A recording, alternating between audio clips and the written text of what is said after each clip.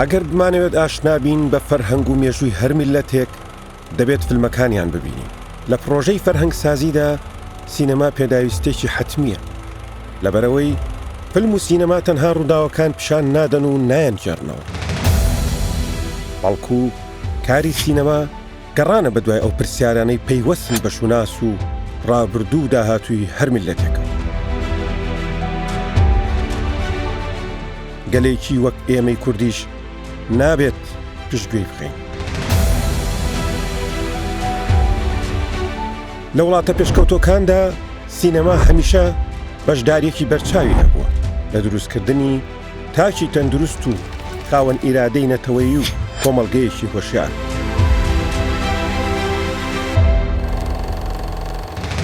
هاوتەریب سینەما جگەلەوەی هونەرێکی گەورەیە، پیشەسازیەکی بەهێزیشە بۆ سەرخستنی ئابووری وڵات. دروستکردنی ئەم بەرنامەیەش هەوڵی ئێمە دەبێت لە پێناو و پۆلێنکردن و بنیادنانی فیلم و سینەمای کوردی. من سەروەر محەیەدینم. بەخێربێی کاک ئەحمەد ناتق بۆ بەرنامەی سینەما 24. هونەرمەند ئەحمەد ناتق. ئەحمەد ناتق لە ساڵی 1985 لەدایک بووە. لە ساڵی 2000ەوە دەستی بەکاری میدیایی کردووە. لە ساڵی 2002 کۆچی کردووە بۆ ئۆسترالیا و ئێستا لەوێ خاوەنی ستۆدیۆی تایبەت بەخۆیەتی.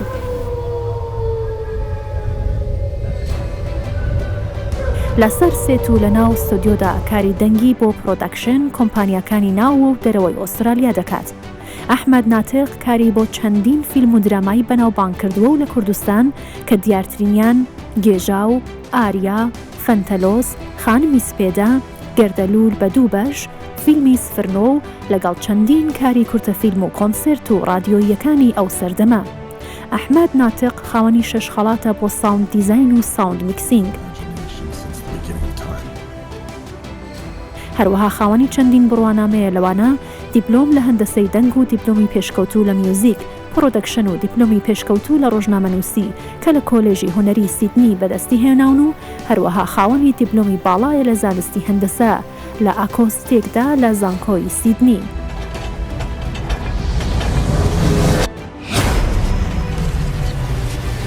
لە ئێستاشدا ئەندام و مامۆستایە لە ڕێکخراوی ئاژی فەڕەنسی وانەی میدیایی دەڵێتەوە. لە چەند زانکۆیەکی ناوخۆ دەرەوەی وڵات سمیناری ساز کردووە لەسەر فیلم و میدیا بەگشتی و دەنگ بە تایبەتی.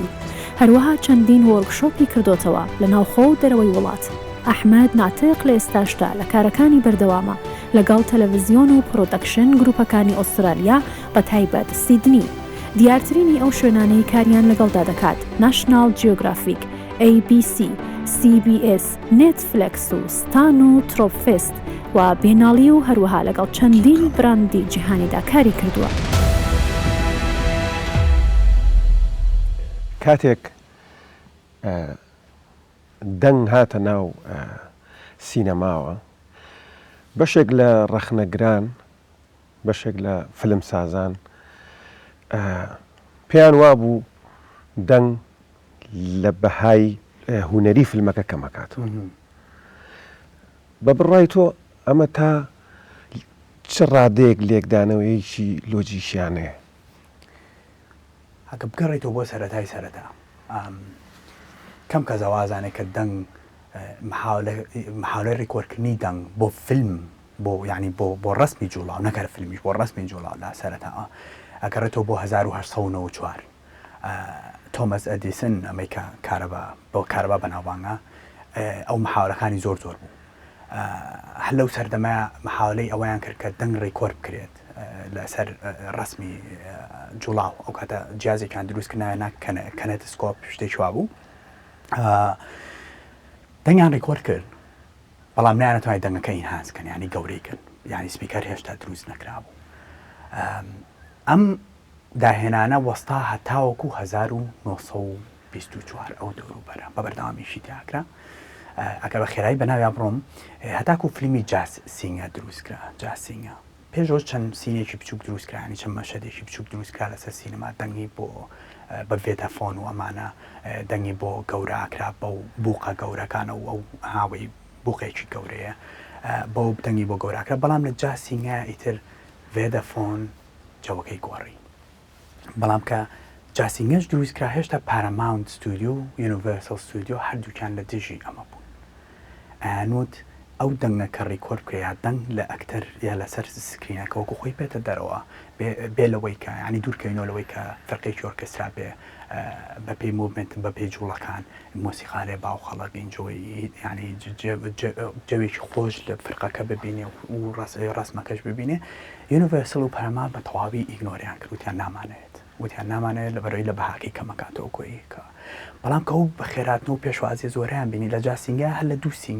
دوو سینە لە دوو مەشەدا دەنگ هەیە لە دوایەوە دەنگ نییە ئەبێتەوە سایلەن فیلم تاریکتە سایلەن فیلمیش سایلەن نییە خۆ دەزانی میوزیکی لەسەرە بەڵام پێوترە سایلەن فیلم لە بەرەوەی دایالۆگ و ساوند ئێفێکتی لەسەر نییە یونیڤرسەل و پاراماونتیش بە خێراتنیان کردیتر لێەوە دەنگ بوو بە هاوڕێکی زۆر نزیکی ڕسم و ێستا بەبێ دەنگێکی باش باوەڕاگەم کەس تاقە دەبێت سەری فیلمکە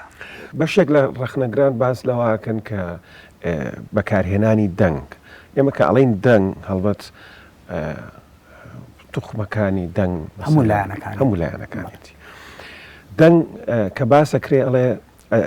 بینەرە خاتە ژێر هەست و نەستی خۆیەوانێ و زۆرێک لە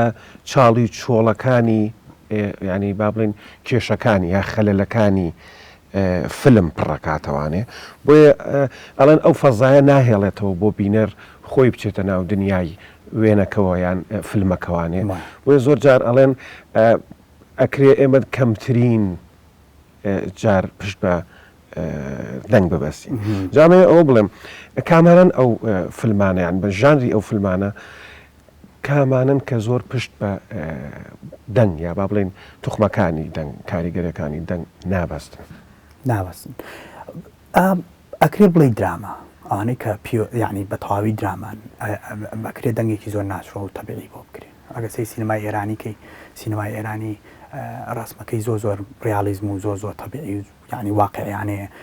پێویستی بە دەنگێک نییە بۆ نمونەوەی کە بۆ فیلمێکی فانتەسی ئەکرێگە فیلمەکە ئێرانیش بێ فانتەسی بێت تەمان پێویستی بە ساوند دیزاینێکی زۆرە بەس بە نمونە فیلمی ترانسفۆرمە ناتوانانی ساوند دیزاینی ترانسفۆرم بۆ فیلمێکی ئێرانی بکەیت چونکە ئەو ڕسمێکە لەسەر شاشەکەی بینی ڕسمێکی زۆر واقعیە ئەسڵەن ئەگەر ئەو دەنگە ناتەبیعیە بکرێتە سەر ئەو ڕسمە تەبیعیە جوانە بە بڕایمە چیرۆکەکە تێکیان جا قسەیەکی تر هەیە سەروەر ئەڵێ دەنگی زۆر باش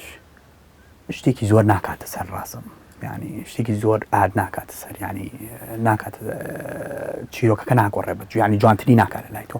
بەڵام دەنگی خراپ بە تەواوی لە چیرۆکەکە هێنێتە دەرەوە هەنەگە تۆ فیلمێ بکەی چیرۆکەشی زۆر جوان بێ بەڵام دەنگەکەی خراپ بێت بینەر ئیزعاجەکە بینەر یەتە دەرەوە لە چیرۆکەکە بە تەواوی بە پێی ئەزمموی خۆت کە تۆ پێشتر لە کوردستان کار کردو ئێستاش بە ئێستاش ینی ئەمێ دابڕانەکە مەسەڵەن لە کوردستان کار کردو لە دەریشەوە لە ئوسترالیا لەوێش کارە کردووە جگە لە خوێندن ئەوە ئێمە بینیمان تەوان ئەو جیاوازیە یا با بڵین ئەین پرسیارێکی تۆزە دووبارەیە بەڵام ئەبێ بیکەین ئەوەی کە بەری کەوتید لێەوە کە چیتە ئەوێ و دوایی لێەوە بە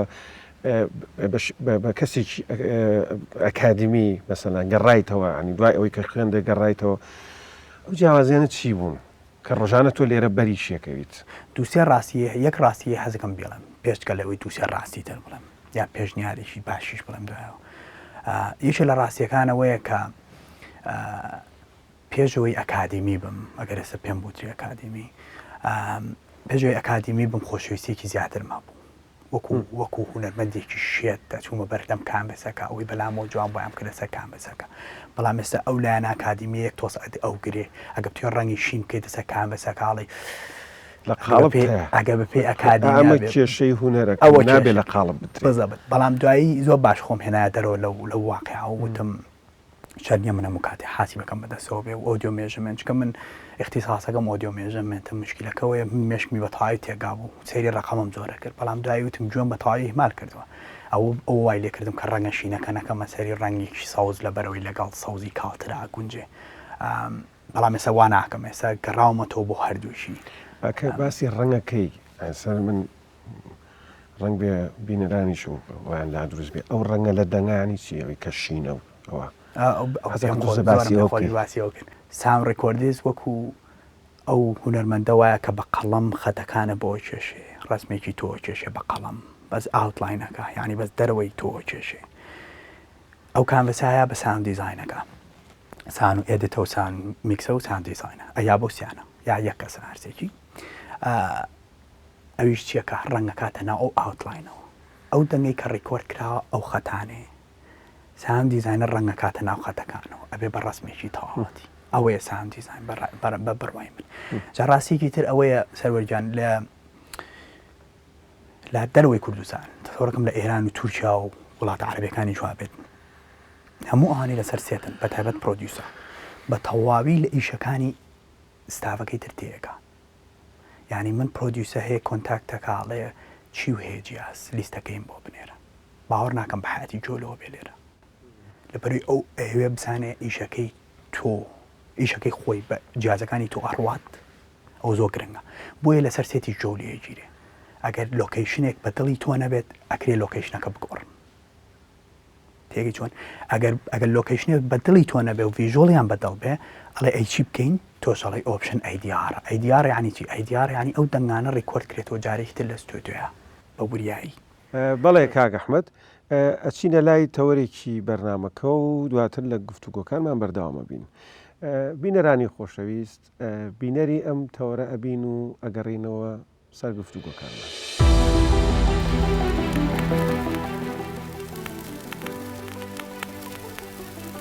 فیلمساز و خاوەن هۆڵەکانی سینەما لە ساڵی 1995 بەدواوە لەگەڵ نمایشکردنی فیلمە بێدەنگەکان هەوڵ و تەقالایان ئەوە بوو بە نووسین قەرەبووی بێدەنگی ناو فیلمەکان بکەنەوە و لە ناو هۆڵی سینەماش پیانیستێک هاوکات کاوری ژەنین بوو تا دەنگی هاڕەی پرۆژکتۆرەکە بینەرەکان نەڕەنجێنێ. هەندێک جاریش هاوکات لەگەڵ نمایشی فیلمەکە گروپێک لە ناو هۆڵەکەدا بەجێی ئەکتەرەکان قسەیان دەکرد و خاوەن هۆڵەکانی سینەما بەردەوام نوێگەریان دەکرد تا بینەرەکان ڕازی بکەن. لەو سەردەمەدا بەناو فیلمەکان بێدەنگ بوون ئەگینا ناو هۆڵەکانی نمایشکردن تەژی بوو لە هەرا و هۆریای بینەران و ژاوەژاوی ئەو ئامێرانەی خاوەن هۆڵەکان بۆ پڕکردنەوەی دەنگی فیلمەکان دایان نابوو. لە سەرەتای ساڵی 1900 بەدواوە هەوڵ و تەقالا بۆ دەنگدارکردنی فیلمەکان بەردەوام بوو بەڵام لە ساڵی 1927 فیلمی هونەرمەندی جاز وەکو یەکەم فیلمی درێژی دەنگدار لە شاری نیویۆرک ڕۆیشتە سەر پەردەی سینەما.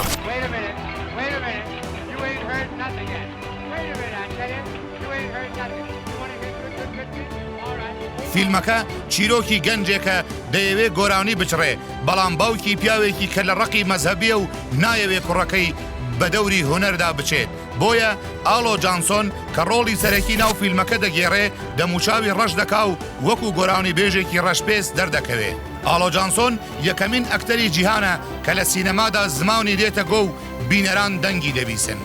تەنیا دوو خولەک لەو فیلمە دەنگی لەسرە واتە لەسەر قەواونی فیلمەکە تەنیا 281 وشە بە دەنگ دەگوترێ بەڵام هەر ئەو 281 وشەیە جیهانی سینەمای گۆڕی و پەنجەرەیەکی نوێی بەڕووی سینەمادا کردەوە. فیلمی ڕووناکیەکانی نیویۆرک کە لە ساڵی 1928 نمایشکرا یەکەم فیلم بوو تا کۆتایی فیلمەکە دەنگدار بوو پاش ئەوە سەردەمێکی نوێ لە پیشەی سینەمادا هاتە ئاراوە. دەنگداربوونی فیلمەکان شێوازی ڕۆڵگێڕانی ئەکتەرەکانی گۆڕی و ئاسانکاری کرد بۆ گێڕانەوەی چیرۆکی ناو فیلمەکان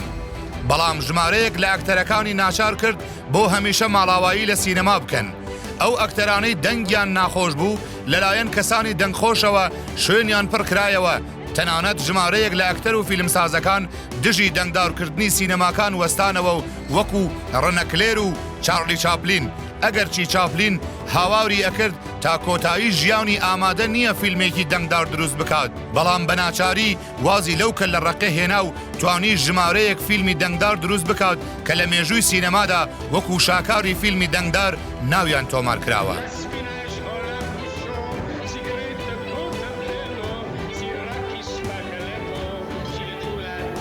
دوجار برایانی وارنر توانیان لەڕێی ئامێری وێتافۆن بۆ تۆماری دەنگ کێشەی دەنگی ناو سینەما چارەسەر بکەن و بە نیشانداونی فیلمی سیزاوری بچکۆلە ڕێکۆردێکی نوێ لە کۆکردنەوەی بینەر و فرۆشی فیلم لەو سەردەمەدا تۆمار بکەن. کچی لۆر یەکەم فیلمی دەنگداوری ئێرانە 88 ساڵ بەر لە ئێستا دروست کراوە. دەرهێنەرەکەی ویستویە زاراوەی لوڕی کە یەکێکە لە زاراوەکانی زمانی کوردی لەگەڵ زمانی فارسی لە ناو فیلمەکەدا قسەی پێ بکرێت. بەڵام لە ئەداکردنی وشەکان بە لوڕی سەرکەوتون نەبوو. ئەم فیلمە لە دەرهێنانی ئەردەشیر ئێرانیە و بە فیلمی جعفەر و گوڵناریش ناسراوە و چیرۆکی خۆشەویستی کچ و کوڕێکە. ئەم فیلمە لە هێندستان دروستکرا و ڕۆحئەنگێز سامی تێیدا ڕۆڵی گوڵنار دەبینێ. ئەم ئەکتەرە ساڵێک دواتر لە فیلمی شیرین و فەرهاد کە بە ڕۆمیۆ و ژۆلیتی کوردستان ناسراون ڕۆڵی گێڕا. زیاتر لە 90 ساڵە دەنگ بە شێوازی جۆراوجۆر یارمەتی وێنەی ناو فیلمەکان دەدات.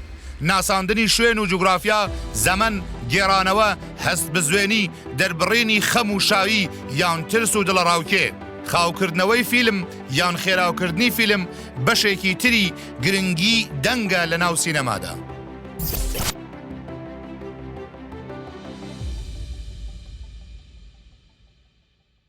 بۆ دەنگ ئەوەنە خراپە مەسەرەن لە فیلمی کوردیا بە گشتی لە تەلەڤیزیۆنی کوردیا لە ماڵی کوردیە، یعنی لە ماڵیشەوە دەنگ خراپە. ئینسان گرنگی بە دەنگ نەدراوە. من تەسەوڕەکەم یعنی نەبوو بە پیشە. ئێستا گەر بڵێن کامێرەمان ناتوانی حسابی کە ئەوەنە زۆرن. ئێستا گەر بگەڕیت لە کوردستانە چەند نەفەرێکن کاری دەنگەکەن، ئەوانیش لە ئاستێکی زۆر دیاری کراوە. وایە ئێستا گەنجی زۆر باشمانەیە، هەوڵی زۆر باشمانەیە زەروت، بەڵام بربەستی زۆریشانێ. یعنی ئێمە دەرهێنەری هاوڕام زۆرە جوان لێ ناگرن بۆ ڕاستەوخۆش گریم لێ کردوون. بەڕاستی کەم دەرهێنەر هەیە گوێ لە ساوند ڕێکۆردەسەکە بگرێن. من خۆم لێرە بەرکەوتم لەگە فیلمە هەبووە، فیلمی پاشیش سێجا پێی دووارەکەرەوە لە بەروی لۆکیشنەکەی خراپە هەڵی بجار دو چوارم جارە لێ نامێت، دەڵێ دەنگم ناوێت. لە بەروی ئەو بیل لەوە کاتەوە ADR هەیە لە ستۆدیۆ توانێت ڕێکۆردی کاتەوە، بەڵام هێشتا ئەوە نازانێت کە ئەو ADR یعنی یەکیشی نییە، مهندیس دەنگێکی باشی نییە کە ADRەکانی بە باشی بۆ ڕێکۆرد کاتەوە. پێشنیارێک مێسەرەوە با لێرا و پێشنیارە پێ بڵم بۆ سینەمای کوردی، بۆ هەموو هاوڕێ دەرهێنارەکانم، بۆ پرۆدیوسەکان، بۆ خۆشت. هیوادارم لێرە ئیحتیمام بیرێ بە ئایدیار ڕێکۆردەیەکی باش، مهندیس دەنگێک کە بتوانێت سەود لە ناو ستۆدیۆ بە جوانی ڕێکۆرد کاتەوە بۆ فیلم.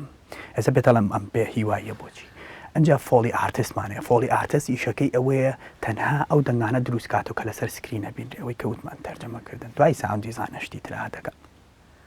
ئێمە کە تەرکیزکەین ئەو دوو ئارتیستە دروستکەین، ئەو دوو هونەرمەندە دروستکەین، ئەو دوونەوە باوەڕ بە سینەماکانی ئێمە هیچی فەرق نابێت لەگەڵ سینەمای بۆلیوود. ئاخە سینەمای بۆلیوود زۆر جوانە سەروەر. سینەمای بۆلیوود شتی جادیشان زۆرە، زۆر جوانە، بەڵام بۆلیوود لە 1964ەوە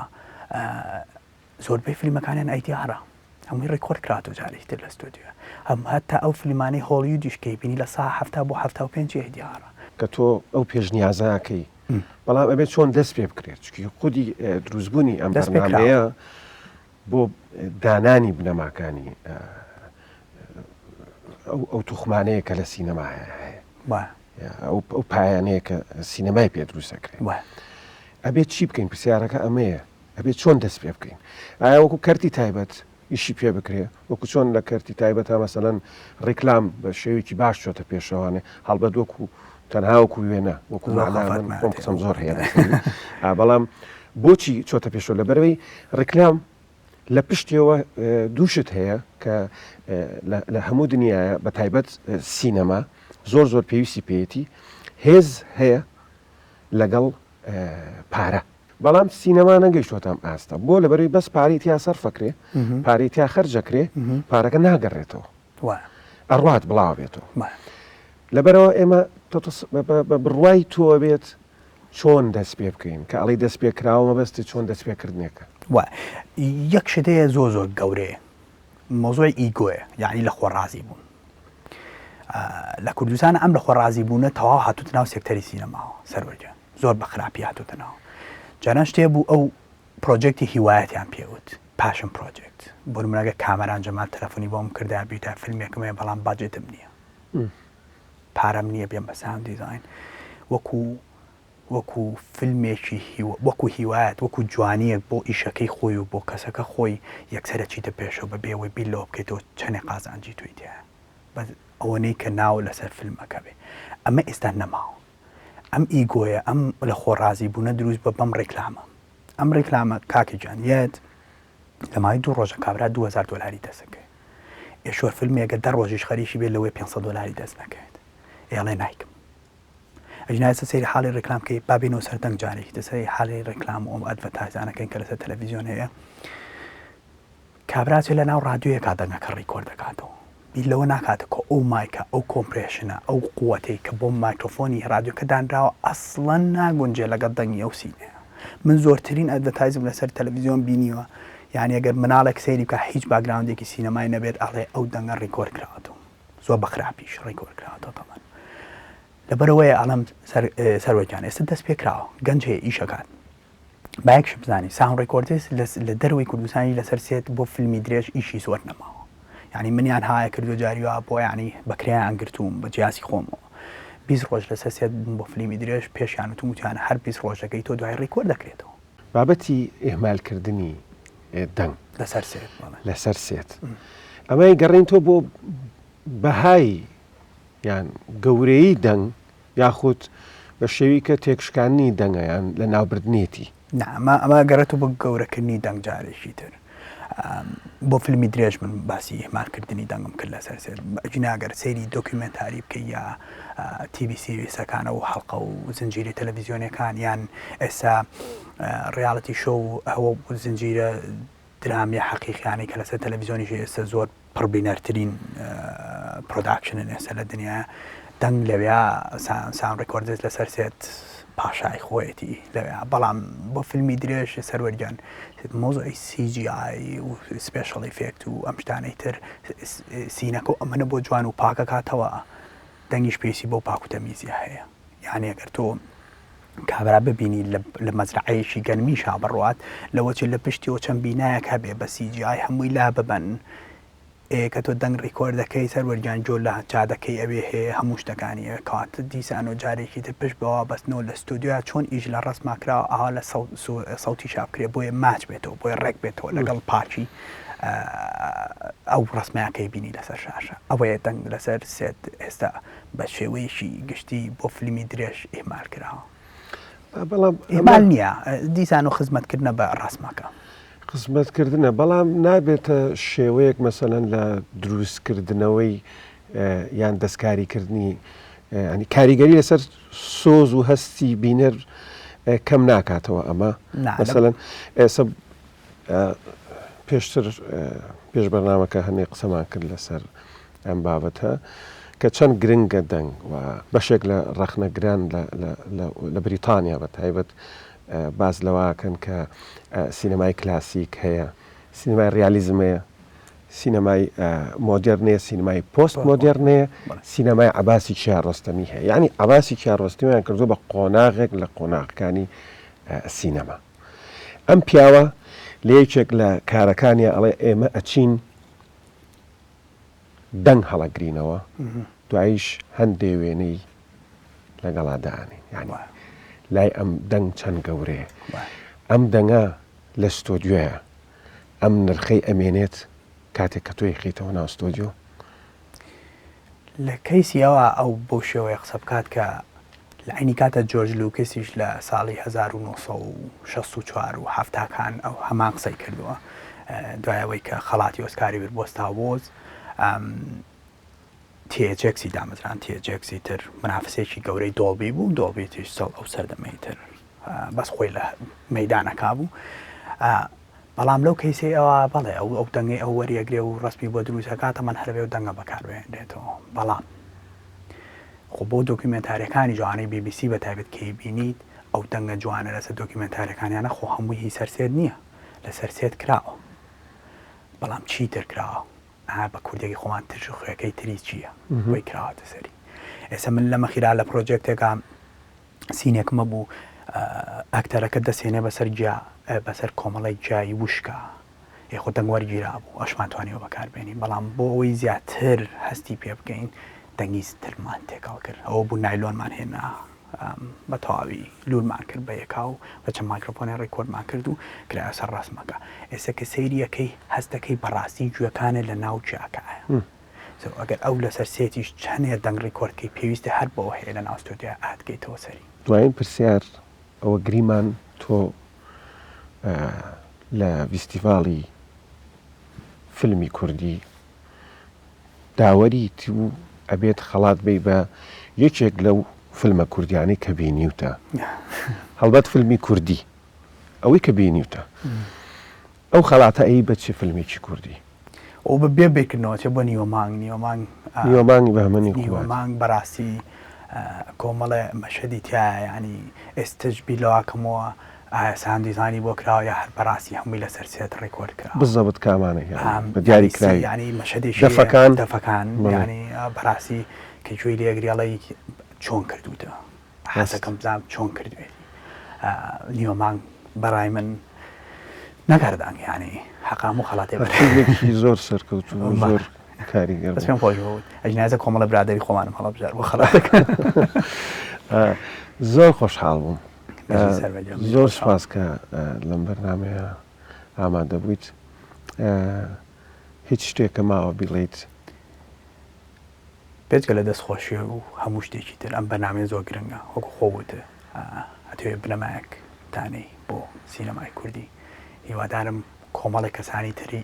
ئەوانەی پشتی کامێرە بەسەرکەیتەوە چونکە بەڕاستی ئەوانەی پێشی کامێرە زۆر بینراون وە تا دەرهێنەرەکانی زۆر بینراون ینی لەگەڵ ڕێزمان بۆ هەمووتان بەس یەک تۆز لە تەکنیکەکانیش بەسەرکەنەوە چونکە ئەوانیش قسەی خۆیان هەیە بیکەن زۆر سپاس ئازیزانی سینەما 24 تا بەرنامەیەکی تر و دیدارێکی تر هەر شاد و سەرکەوتوو بن.